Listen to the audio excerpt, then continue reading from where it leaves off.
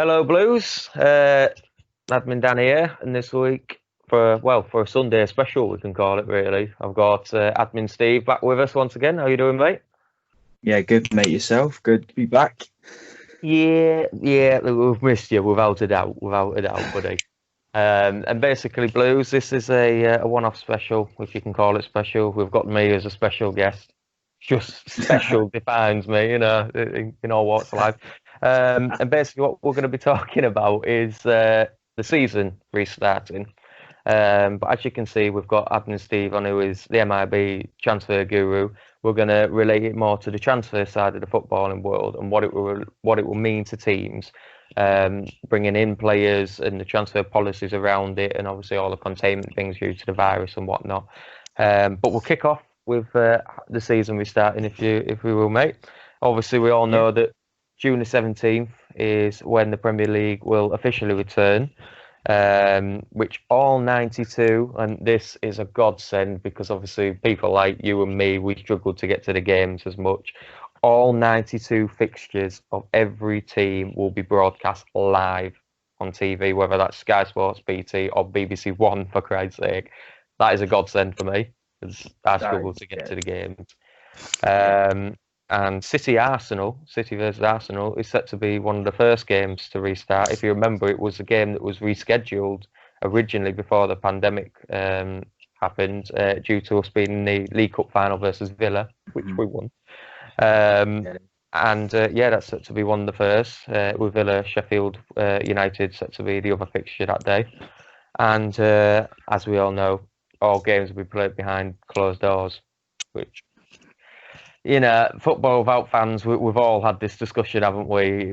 Some love it, some love it. We get down to the basics of football, but football for me has never been without fans. But what are your thoughts of the season up and coming, mate? Restarting, should I say?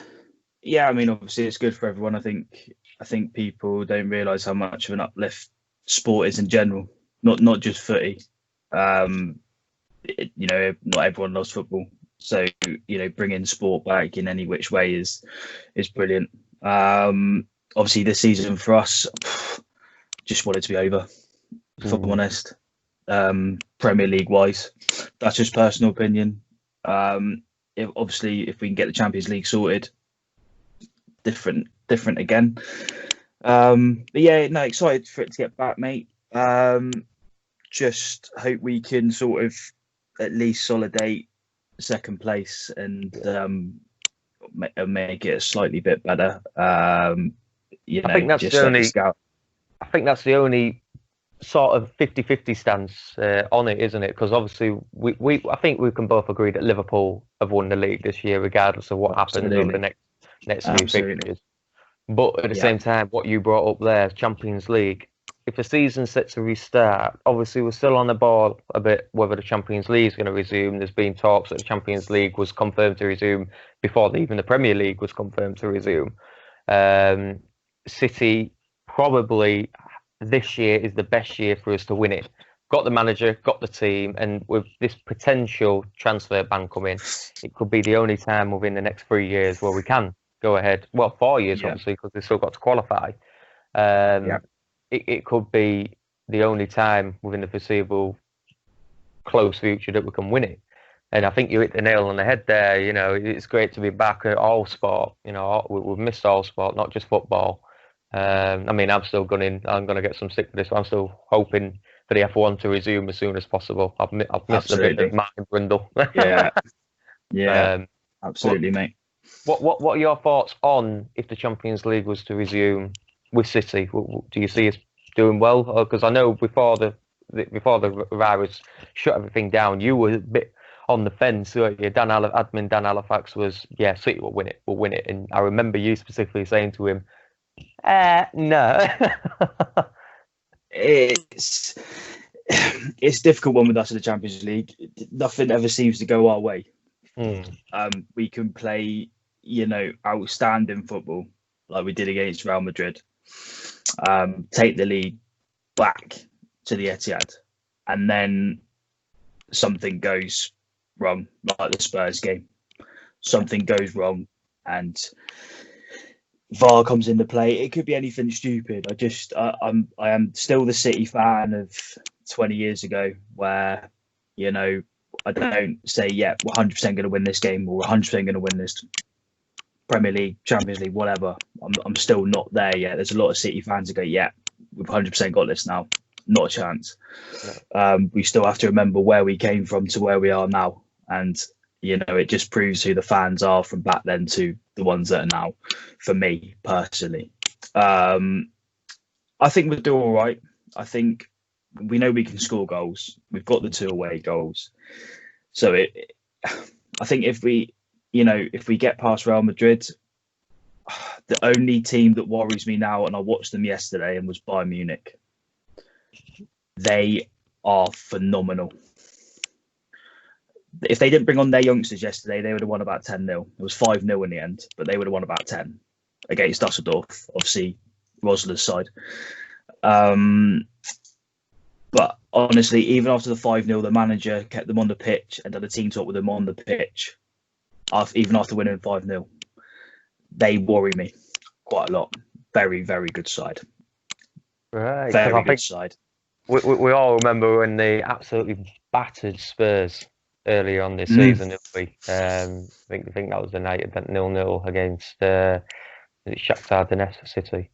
And I remember driving on the way home, and I remember it was like 2-0 Bayern at half time at City or something like that. I remember going to go get a pie and coming back out to the stands and seeing the scores on the big screen, and then got in the car and we were back just going over the Pennines, and it came on TalkSport Radio, Spurs being thrashed 8-2. But I'd up until that point, and still to what you've just said then, I didn't really consider Bayern a threat. Obviously, we know they're a good team, but I didn't realise they're doing that well, because the Bundesliga is a hell of a lot closer this year than it has been since Dortmund won it, didn't they? And I didn't really consider them a threat, and I haven't been keeping on top of the scores of the Bundesliga, to be fair. What was the final score? 5-0, was it? It was 5-0, yeah. In the end, could have been double figures. Easy. And Dusseldorf are a walkover team, haven't they? They've got some good. Not too bad. Yeah, not too bad under UA, but they just looked impeccable, and then they looked impeccable in the week against Dortmund as well, and they beat them. So are they the only big standouts that you can really think would stop City, or would Barcelona maybe take in the mix, or Real Madrid maybe? I don't know about Barca. I don't know. It's a difficult one with them, because they're getting an older side now, aren't they? If you look at it, obviously bringing in Griezmann, Suarez still scores goals, and obviously they've got that little magician man, haven't they? Don't get Dave on that. Oh God, obviously, Biscuits is getting older now, isn't he? You would love Duncan Biscuits to play together, wouldn't you? Biscuits being done. Mate, yeah. Well, yeah, we know that, mate. There's no any day of the week, mate. But yeah, they just getting a lot older. I think we can, penetrate their back line. I think we'd be good enough to beat them now. If Laporte's back in centre half, could go with like Otamendi and Stones. Oh, no. World class partnership. Oh. Well, for me, I've only really seen it. The thing with City this year is we have trouble breaking down teams compared to what we have done over the past 2 seasons, which is an honest to personal God statement. This is not the belief across all of us admins and majority of City fans. But this year we've struggled massively to break down backlines of teams. And for me, just purely based on that season and seeing almost flukiness for the side, I've always considered Atletico Madrid to be the ones that could stop City, because obviously Simeone is a defence master. We did again Liverpool. Liverpool have been rampant in attacks this year, and they failed against Atletico by that 10 minutes of absolute hell. I remember watching the game, just going up absolutely mental. But for me, they're the side that will be that frustrating side, because we don't do well under frustration. We like possession. We like counter-attacking football. We like just pure control of the game. And Simeone does that, and he does it defensively. And the way he builds his back line to stop whatever comes is tactical masterclass. You know, the Scouse fans will go, "Oh yeah, they just parked the bus, they didn't do it." They may have, in some respects, parked the bus, but a team that's rampant and the European, the Champions League winners couldn't get past them. You know, it's not as if Liverpool have lost the stride. If anything, they're probably improved on last season, and they still didn't break them down. And I'm fearful if De Bruyne turns up and has an off day, or Aguero's not on his shooting boots, or Sterling has been Sterling the past couple of months, 4 months now, should we say. I don't see us beating the likes of Atletico, but it remains to be seen. I completely agree. We've got a good chance. Whether we go all the way, I'm still sceptical on that. But it remains to be seen. But yeah, that's the Champions League. But I completely agree with you on the league side of things, where just cement second place. Regardless of what's happening with the transfer, second place is priority at this moment, because the season. Absolutely. It's a weird one. Nobody really, in retrospect, cares about the season anymore, really, did they? They just want to get it done, dusted. Yeah, over and done with, mate. Yeah, and I think if we just cement second place and just move on, doesn't matter, maybe even do a City Dave Wonderland and play some youth in the final couple of games of the season. Yeah. It's not as if they'll have the fans shouting abuse at them anymore. No. But to move on to the transfer side of things, what I wanted to get your personal opinion on is, obviously this season's been a bit all over the place in terms of dates and fixtures. We're still not 100% sure when 2021 season will start, whether it will start at the same date or maybe it will be backlogged a little bit just to ease some new measures in and what have you.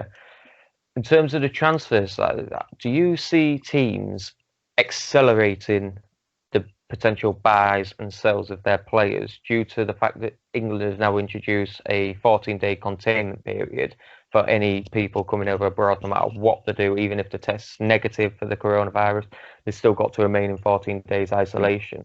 Do you see teams bringing players in much quicker, accelerating the transfers in order to blood them into the group after that 14-day period, get them a bit of training done and get them ready for the first team? Or do you see it being more like, well, either way, they're going to be here for the next few years. It doesn't matter when we bring them in, they'll eventually go through that and they'll train with the team and then they'll find their own boots when the season's already kicked off. What do you think will happen? Under Pep, he'll want to get them in straight away. Get it done. Get the 2 weeks over, get them in. He'll probably send them training programs to do at home or whatever. I think he likes to get it done early. He doesn't want to mess around in any transfer wars or bidding wars, or, we're very under a radar side, which I like.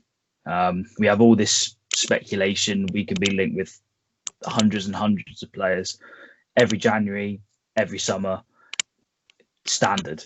I think he'll get him in. He's already got his targets, 100%. He'll get him in. It wouldn't surprise me if that's what he hasn't been doing last couple of weeks. Obviously, I know his mum passed away from the COVID, which is just horrible. But it wouldn't surprise me, possibly even prior to that happening or knowing, he wouldn't have been sat there, Microsoft teaming the coaches and whatever and just getting it done. It wouldn't surprise me. We've got 3 or 4 pretty much there.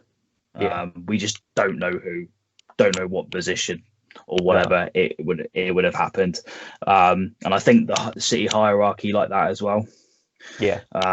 Just to get it done. We know who's leaving pretty much already. They don't sort of hide that. Just who, I don't know, is coming in. It's always that wonder with Pep.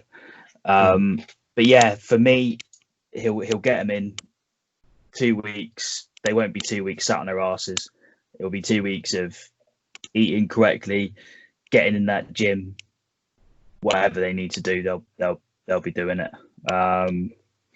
For me personally, just need to find out who it is. Yeah, but the only reason I bring it more up for City side is because obviously we know whether we like it or not, we've got a big rebuild coming. Whether it's this transfer or maybe it's over the next few years, we're bringing some youth in, such as this transfer ban if it happens. I don't personally think it'll happen, but you never know. There's going to be a big rebuild like after Pep's first season where he brought in some younger and out-depth the squad. You know, we got rid of the likes of Zabaleta, Sangye, Clichy, Kolarov, Dzeko. Well, no, I think Dzeko was beforehand, wasn't he? And we brought in all this talent. But it's not as if we haven't been making signs. We've signed those two young South American wing backs. Aguila and forget the other lad's name. So for that, I don't. I don't see us doing the fullback transition that we did a couple of years ago because obviously Walker's just turned 30. Mendy's slowly finding his form again over time. Zinchenko's filling a void a little bit.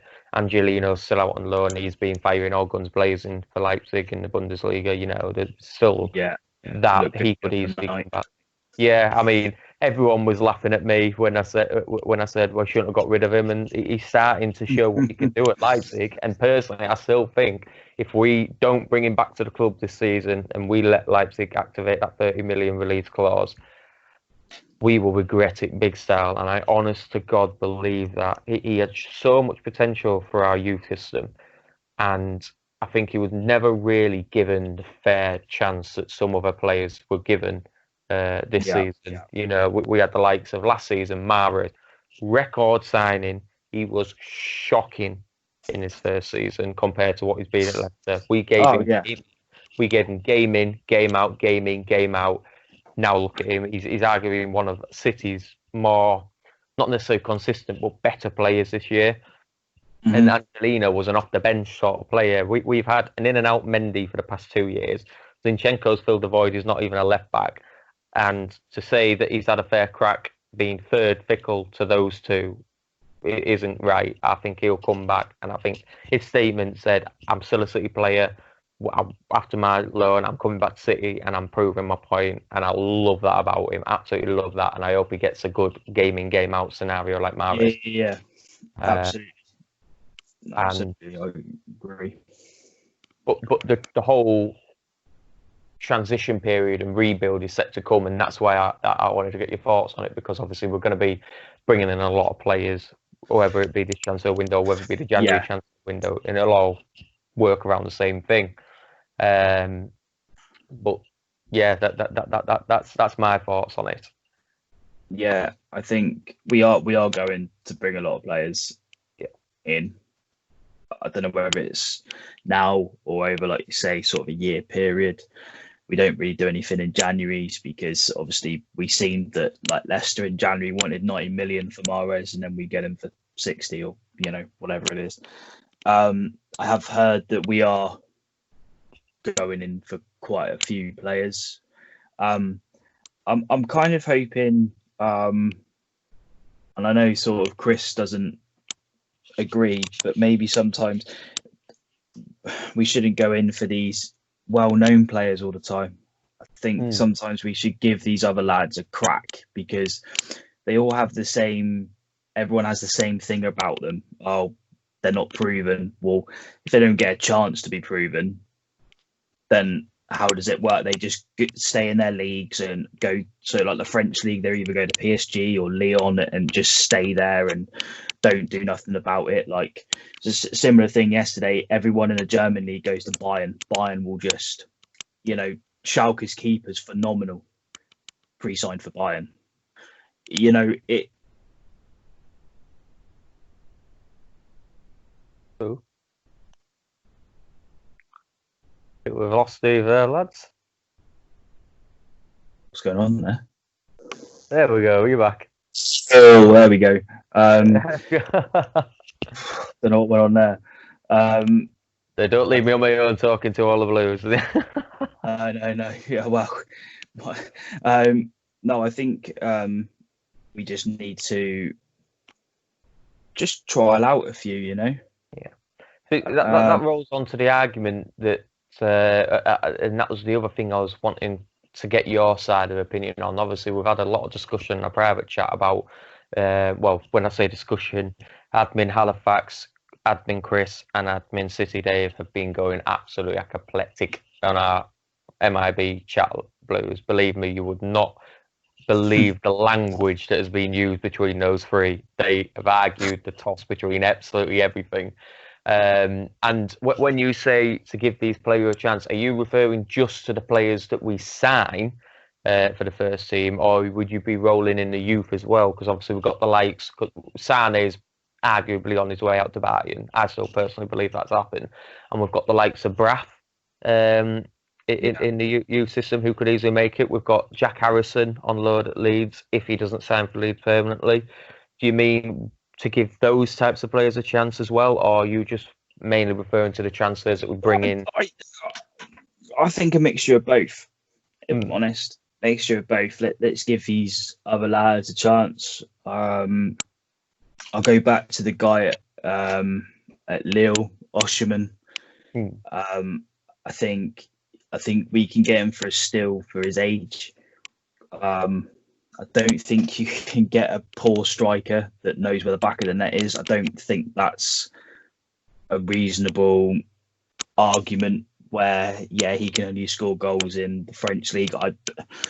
If he knows where the back of the net is and he gets the service, I highly doubt that he'll miss chances, you know. I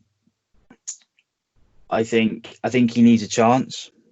I do rate him. I've watched a lot more of him now, YouTube, etc.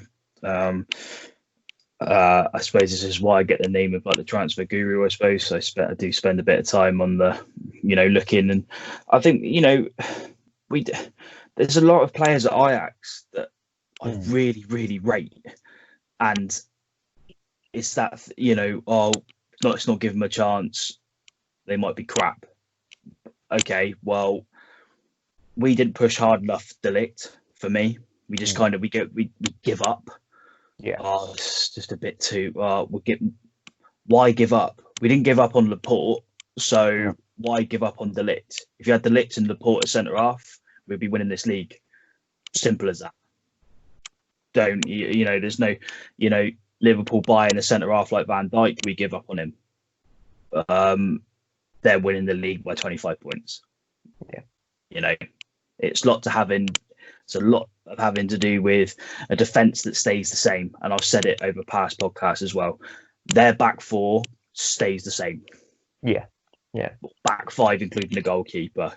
It stays the same. Ours changes every week. One week we've got, you know, when Angelino at left back, Zinchenko at left back, Mendy at left back.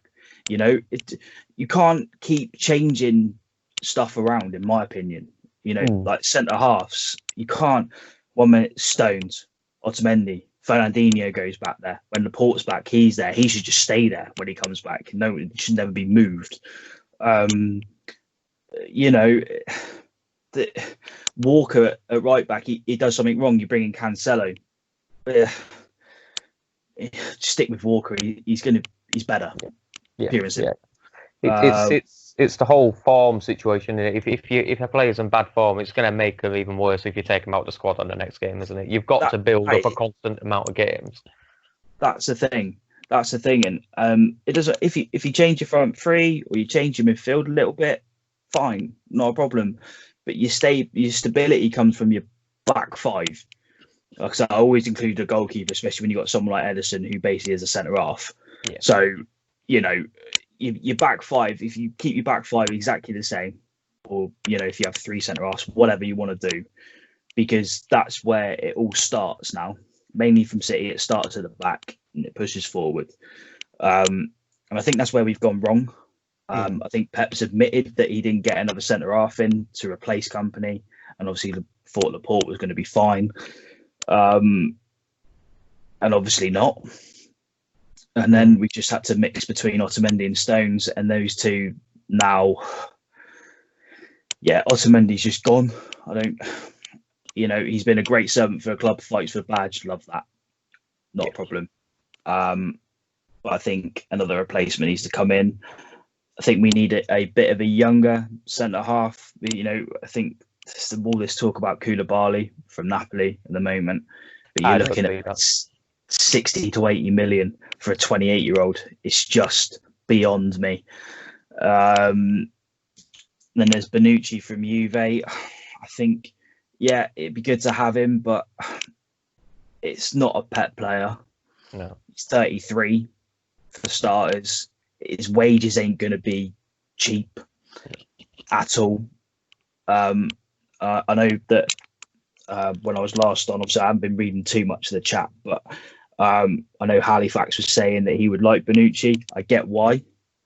But on the flip side, we could be spending the wages on a younger centre half that can, do you get what I mean? Yeah. It's that sitting on the fence, isn't it? Where obviously I know exactly where you're coming from. Like, if we're going to spend the money on wages and that extra little bit of transfer budget for a 33-year-old for one season, why not just concentrate on that on somebody who's going to be like Otamendi, a servant for the club for the next 6 to 7 years?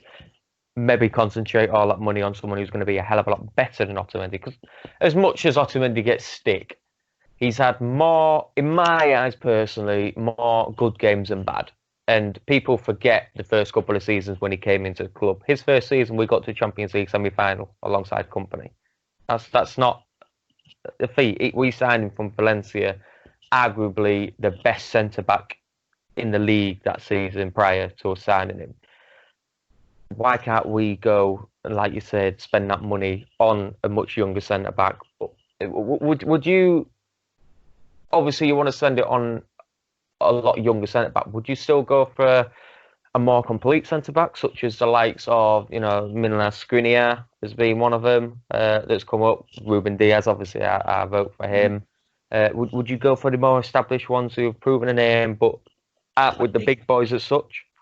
Yeah, I think so, but I don't go for someone that everyone else is after, because as soon as City put in their name for Sue, who someone else is after, the price goes up 15, 20 million every single time. We can see a repetitiveness of this over seasons. I think I've said it before. I think Skriniar, yeah. I even think his partner, and I said this when I was doing the slam dunks, the fridge, absolutely, the fridge.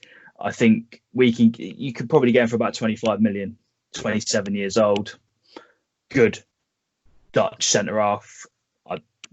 Plays beside De Ligt in the Holland team.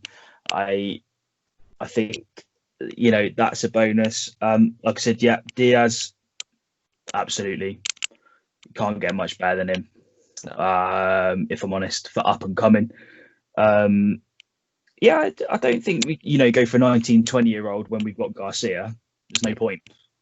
Let's have him there. Let's sort of, in a sense, breed him up now. Let's get him in and let's mix him around. But let's get someone. Let's have that, sort of Van Dijk and Gomez situation where they're together. So let's have Laporte and Diaz, or Laporte and the fridge, or whatever. Laporte and Dunk. But right, no, I'm joking. I think we need those two that we know that are going to start most weeks. Yeah. But let's not leave Garcia out. Let's get him in. Maybe a few games we can play a back three, get him in there. Because if you've got an experienced centre half, even Diaz, and you put him, because I'd put him in the middle of those two and have, one either side. You ain't learning off much better than that. No. But I've always said that, going back to like Otamendi, that the centre halves that were together without company wouldn't play well. But as soon as company was beside him, they were a different player. Yeah. Different player. If Otamendi was playing beside company, he knew exactly what he needed to do because he'd get an absolute rollicking. Yeah. Same with Stones. And it was that season where Otamendi and Stones were playing together a lot. And then when they were together without no company, you were like, oh, we're going to concede. But as soon as one of them went beside company, different, completely different. The John Stones that we've spent £50 million on was the player that was playing beside company. You know, the same as what you said, Otamendi in his last season at Valencia, best player in La Liga. You seen it when it become beside company. So, personal opinion, we get a centre half in that range between 23 and 27. Right. I would say. And that's Dunk out then. He's 27, isn't he? 28 now, isn't he? Is he? He had a birthday, is he? Didn't tell me. Well, I hope he has, because I hope you're leaving him out of that statistic. Oh, no way. Is he 28 now, is he? All right, well, 23 to 28 then, if he's just had a birthday. No. We'll stick with the first one. Did 20? Yeah. Oh, my God. He's born like 4 days after me. How old is he? 28. That's quite good for me. I didn't actually know. I was just a guess. Yeah, he's born on the 21st November and I was the 13th, same year, 91. Well, my birthday's before yours, so if you remember mine, I'll remember yours. If not, then, you know. yeah, that one. That's my opinion. But, you know, people probably shoot me down for it, but...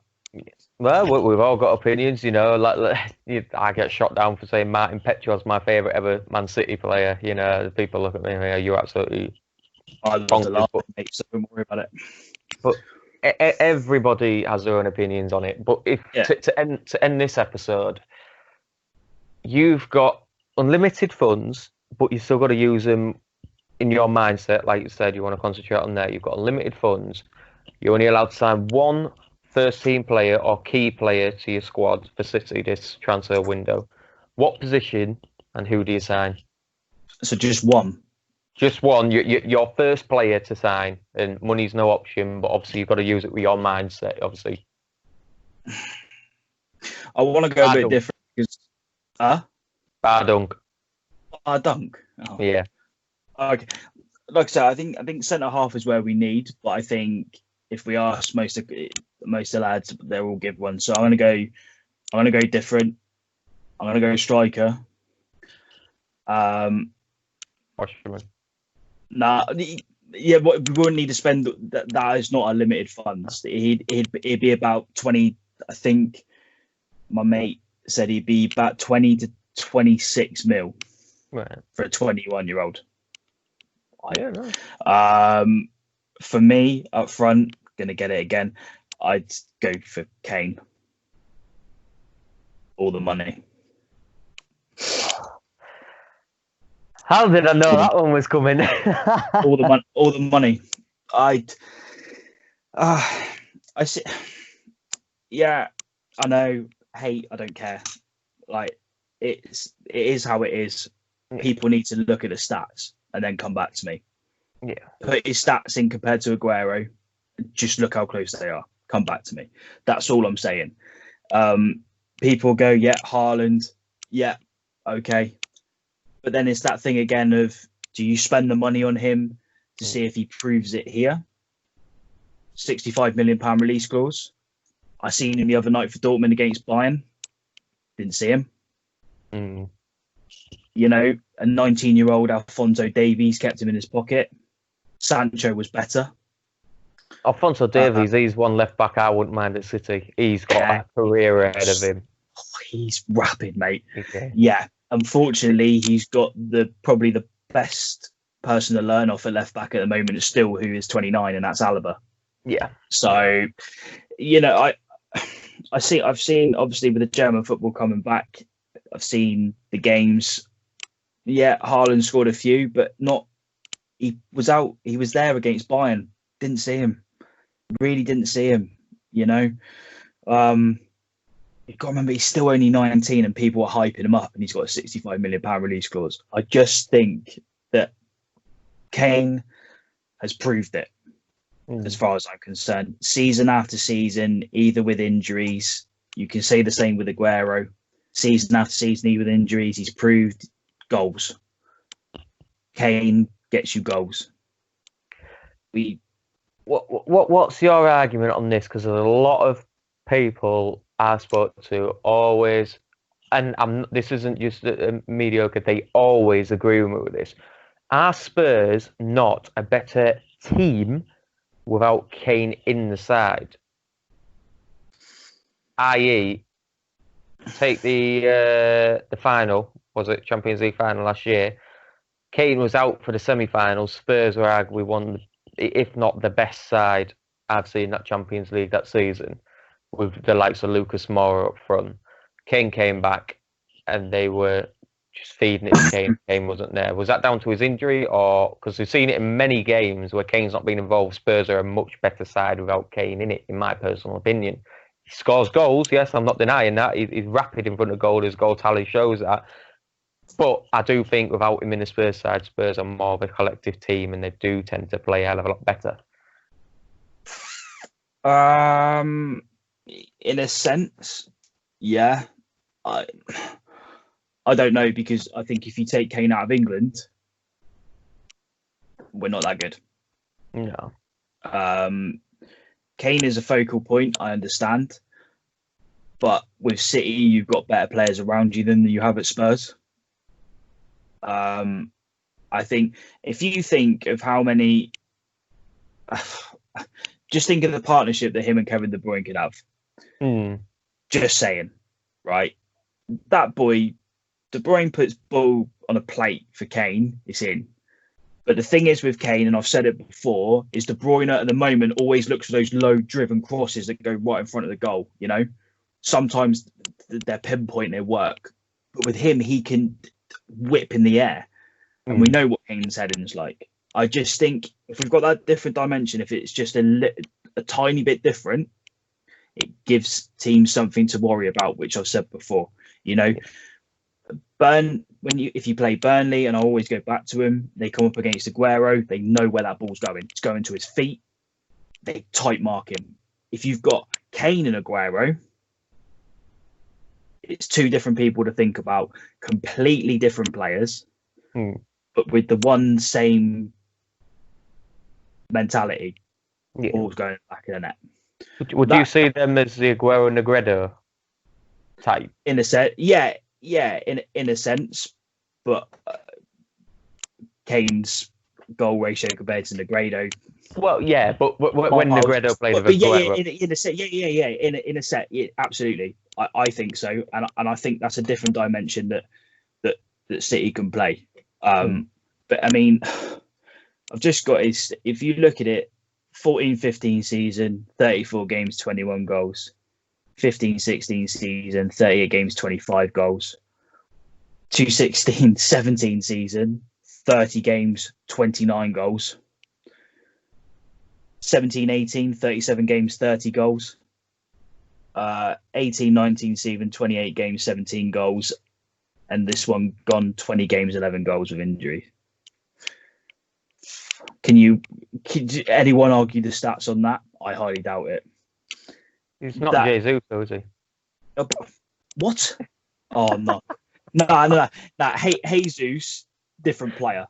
I think you can work Jesus around Kane because Jesus works hard. I think if we had the unlimited money, he's still only 26 years old. I mean, coming into his prime in a City team where all our young lads are now coming into their prime, like going in with a prime Kevin De Bruyne and Harry Kane.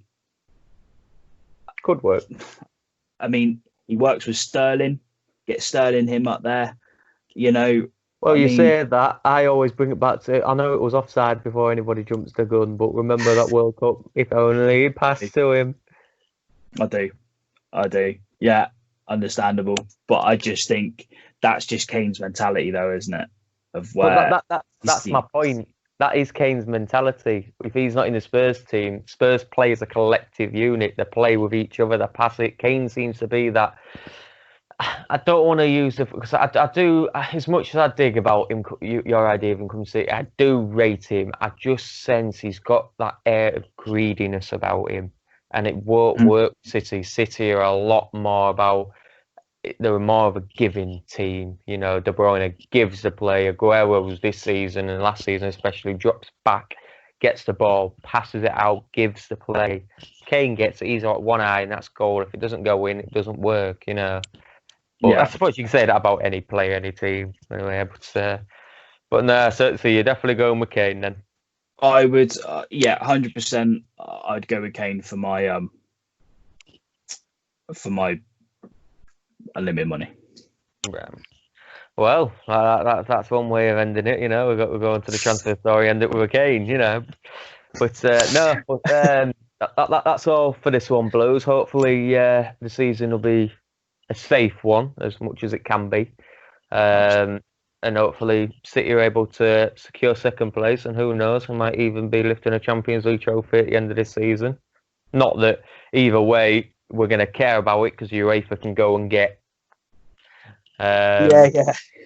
But hopefully not just with City, but hopefully every team, especially in the EFL, because the EFL is struggling a lot right now, especially in the Champions League. I think they've just had 8 to 10 positive results of coronavirus on the 4th round of testing, and apparently I think it's a Bristol City lad is in intensive care. I think I've read a report about that. I don't know. Don't hold me to that. I don't know if that's true or not. But he's one of the players is in a bad way. I think that's Bristol City. So fingers crossed, whoever that is, whatever team pull through, and hopefully everyone can have a safe season and just ride it out and set the new rules, set the new boundaries for the 2021 season when City go rampant and kick the shit out of Liverpool. But thank you very much, Steve, for coming back and helping me with this one. And take care, Blues, and take care, Steve. Take care, buddy. All the best. And then the word, see you, Dave. See you till we die.